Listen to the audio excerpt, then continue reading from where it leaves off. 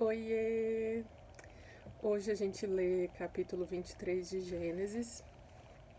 Eu gosto de falar para as pessoas com quem eu converso, né, pessoalmente e tal. Agora aqui nas redes sociais é que eu tenho conversado com pessoas que eu não conheço, enfim, mas eu gosto de falar que a Bíblia, ela é um manual de vida, né?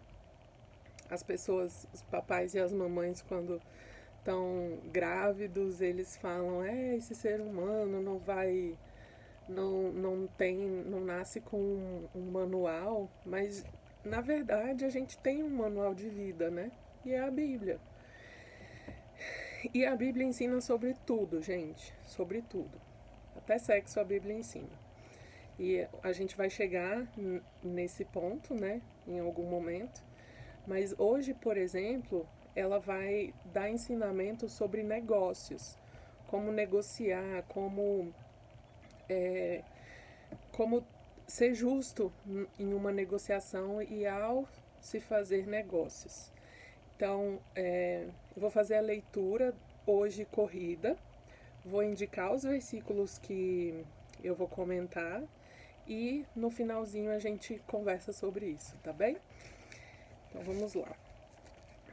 Gênesis 23. A morte de Sara.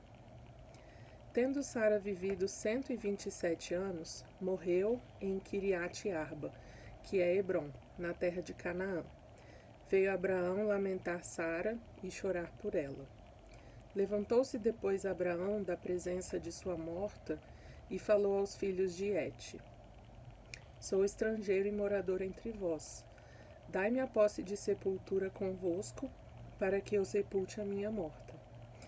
Responderam os filhos de Et a Abraão, dizendo: Ouve-nos, Senhor, tu és príncipe de Deus, entre nós. Sepulta numa das nossas melhores sepulturas a tua morta. Nenhum de nós te vedará a sua sepultura, para sepultares a tua morta. Então se levantou Abraão e se inclinou diante do povo da terra, diante dos filhos de Et, e lhes falou, dizendo: Se é do vosso agrado que eu sepulte a minha morta, ouve-me e intercedei por mim junto a Efrom, filho de Zoar, para que ele me dê a caverna de Macpela, que tem no extremo do seu campo, que me dê pelo devido preço, em posse de sepultura entre vós. Ora, Efrom, o heteu, sentando-se no meio dos filhos de Et, respondeu a Abraão: Ouvindo os filhos de Et, a saber, todos os que entravam pela porta da sua cidade: De modo nenhum, meu senhor, ouve-me, dou-te o campo e também a caverna que nele está. Eu vou voltar no 10, tá? No versículo 10, que foi o anterior. Continuando, versículo 11. De modo nenhum, meu senhor, ouve-me, dou-te o campo e também a caverna que nele está. Na presença dos filhos do meu povo te dou. Sepulta a tua morta. Então se inclinou Abraão diante do povo da terra e falou a Efrom, na presença do povo da terra, dizendo: Mas se concordas, ouve-me, peço-te. Darei o preço do campo, toma-o de mim e sepultarei ali a minha morta. Respondeu-lhe Efrom: Meu senhor, ouve-me. Um terreno que vale 400 ciclos de prata, que é isso entre mim e ti? Sepulta ali a tua morta. Eu vou voltar a esse 15. Seguindo 16. Tendo Abraão ouvido isso, a Efrom pesou-lhe a prata, de que este lhe falara diante dos filhos de Et, 400 ciclos de prata, moeda corrente entre os mercadores. Assim, o campo de Efrom, que estava em Macpela, fronteiro a Manre, o campo, a caverna e todo o alvoredo que nele havia, e todo o limite ao redor, se confirmaram por posse a Abraão, na presença dos filhos de Et, de todos os que entravam pela porta da sua cidade. Depois sepultou Abraão a Sara, sua mulher, na caverna do campo de Macpela, fronteiro a Manre, que é Hebrom, na terra de Canaã. E assim, pelos filhos de Et, se confirmou a Abraão o direito do campo e da caverna que nele estava, em posse de sepultura. Então, a gente vê que nesse capítulo Sara falece, né? E Abraão precisa de um lugar para enterrar a sua esposa, né? Para ela ter um sepultamento próprio, um sepultamento devido. No versículo 10, que eu falei que eu ia retomar, fala assim: Ora, Efron, Eteu, sentando-se no meio dos filhos de Et, respondeu a Abraão, ouvindo os filhos de Et, a saber, todos os que entravam pela porta da sua cidade. A porta da cidade era o local onde as negociações aconteciam. E ali eles faziam as pessoas saberem o que estava sendo proposto. Então havia uma transparência, havia um conhecimento de todos do que estava sendo tratado, né? E que a proposta, o que estava sendo negociado, tinha esse caráter transparente, todos sabiam, né? Não era uma coisa velada ou escondida, como muitas negociações acontecem na calada da noite, né? E geralmente essas negociações de calada de noite são as mais terríveis, né? São as que, enfim, a gente sabe o que acontece, né? Então, a primeira característica que a gente vê aqui nesse capítulo sobre negociação e sobre negócios é transparência. No versículo 15 ele fala o seguinte: Meu senhor, ouve-me, um terreno que vale 400 ciclos de prata, que é isso entre mim e ti? Sepulta ali a tua morta.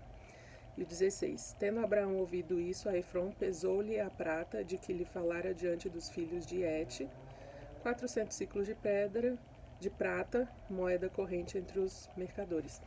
Então aqui a gente vê toda uma trajetória, né, de pessoas oferecendo a terra para Abraão, insistindo em dar de presente, né? Mas Abraão não queria, ele queria pelo preço justo. Ele queria pagar por aquilo que ele estava adquirindo. Então ele não queria usurpar, ele não queria se aproveitar, talvez da sensibilidade das pessoas em verem que ele estava de luto, que ele estava triste. Então ele foi justo e ele insistiu em pagar. E o dono da terra, que é o senhor Efron, ele chegou no momento da negociação a falar quanto custaria, apesar de ter oferecido, né? Então, quantas vezes, é até engraçado, quantas vezes alguém te oferece o último pedaço de bolo e você vai lá e aceita? Às vezes a pessoa só está te oferecendo por gentileza mesmo. A gente tem que ter essa sensibilidade, né? Então, você tem que saber o que você vai aceitar, o que você não vai aceitar. No caso, era uma questão muito, muito importante para Abraão. Era a mulher com quem ele se casou. Provavelmente ele teve intimidade, não intimidade física, né? Mas ele conhecia a própria esposa dele, que viria a ser a esposa dele, quando eles eram pequenos, porque eles eram meio irmãos, né? Então era muito, muito importante para ele realmente adquirir aquele direito de enterrar a sua mulher numa propriedade que era dele, né? Não dada por ninguém. E quando essa pessoa, esse senhor Efron, fala, não, mas eu vou te dar sim a terra, ela custaria tanto. O que é isso entre mim e ti? O que é isso entre a nossa amizade? Isso não é nada. Mas ele falou o preço, entende? Então essas sutilezas, elas precisam ser observadas. E o que esse capítulo está nos mostrando é que a gente precisa perceber as sutilezas, né? E além da transparência, a gente precisa ter uma postura de pagar o justo, A minha mãe, ela faz produtos artesanais, ela costura, ela faz muitas coisas, né? E a gente teve várias vezes essa experiência de a pessoa, enfim, procurar um produto dela e pedir desconto e tal. Dependendo da cultura, por exemplo, os judeus, eles têm muito essa coisa de negociar preço, pichinchar, né? Aqui no Brasil a gente também tem. Mas quando a gente entende que a pessoa trabalhou, né, para preparar aquilo tem um preço e ela está cobrando o preço que custa. Então, olha como é complicado você chegar e falar: não, eu não quero pagar esse preço por essa bolsa, por essa eco bag que você está vendendo. Eu quero pagar X menos 5, por exemplo. Então você está colocando preço numa coisa que você não sabe como foi para fazer, qual trabalho que deu, você não consegue fazer aquilo. Então a gente tem que ter essa postura de pagar o justo por aquilo que a pessoa está te entregando, né? Então essas duas características, né, de uma negociação justa e feita corretamente se encontram nesse capítulo aqui e nos ensina que quando a gente faz negócios, a gente precisa ser transparente. Tudo que a gente negocia precisa estar muito claro, né? Hoje a gente coloca tudo em contrato, né? Então, essa transparência é muito importante. Agrada a Deus, né? Porque foi assim que o Espírito Santo levou Abraão a conduzir toda aquela situação, né? E também pagar o preço justo da coisa, pagar o preço justo daquilo que você está adquirindo. Porque a pessoa que está te vendendo, ela muitas vezes depende daquele valor para dar o sustento da sua família, para sobreviver. Então, que a gente possa ser transparente e pagar o preço justo das coisas, sermos justos. Vamos ao capítulo 24?